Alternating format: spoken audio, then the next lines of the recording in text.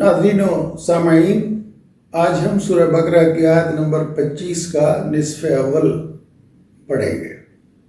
اعوذ باللہ من الشیطان الرجیم، بسم اللہ الرحمن الرحیم۔ وبشر، اور خوشخبری دے دو۔ بشارت کا لفظ اور نام ہوتے ہیں بشارت ہمارے ہاں اردو میں۔ وبشر، اور خوشخبری دے دو۔ بشیر بھی اسی سے ہے، مبشر بھی اسی سے ہے، جو ہمارے اردو میں نام مستعمل ہے۔ وبشر، اور خوشخبری دے دو، الذین، ان لوگوں کو، آمنوا، جو ایمان لائے۔ وبشر، اور خوشخبری دے دو، الذین، ان لوگوں کو، آمنوا، جو ایمان لائے۔ وعملوا، اور عمل کیے، الصالحات، نیک۔ اور خوشخبری دے دو ان لوگوں کو جو ایمان لائے اور انہوں نے نیک اعمال کیے۔ ان، کہ لہم، ان کے لیے، لا کا مطلب ہے لیے، لہم، ان کے لیے، جنات، جنت ہے، یعنی جمع کر صیغہ استعمال کیا گیا کہ ان کے لیے جنت ہے۔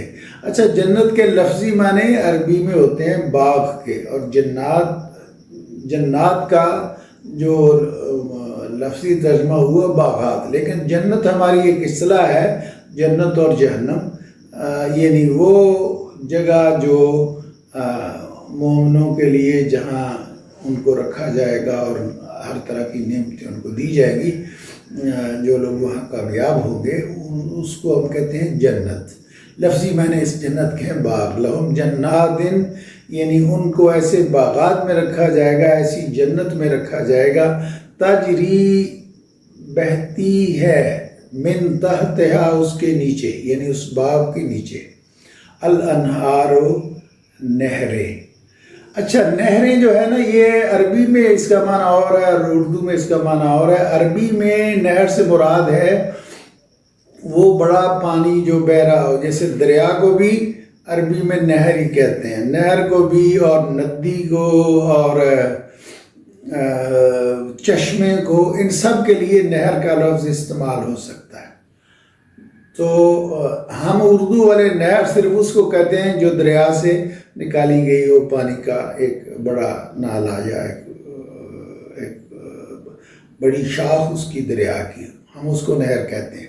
تو یہ ذہن میں رکھیے کہ عربی میں نہر کا مقصد جو ہے وہ وسیع تر ہے۔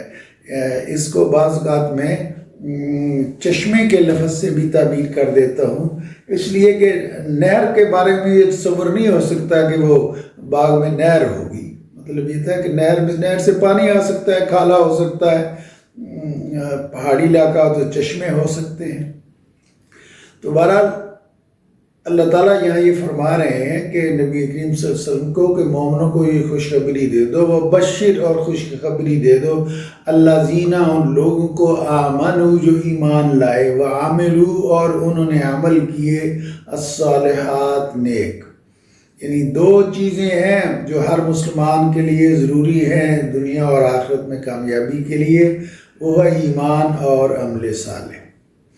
وبشر، اور خوشخبری دے دو، الذین، ان لوگوں کو، آمنوا، جو ایمان لائے، وعملوا، اور کام کیے، الصالحات، نیک، ان، کے لہم، ان کے لیے، جنات، ایسے باغات ہوں گے، تجری، بہتی ہیں، من تحتہا، اس کے نیچے، الانہار، نہریں۔ اور اے پیغمبر، خوشخبری دے دو ان لوگوں کو جو ایمان لائے اور انہوں نے نیک عمل کیے کہ انہیں آخرت میں ایسی جنت ملے گی، ایسے باغات ملیں گے جن میں کہ پانی کے چشمے بہتے ہوں گے۔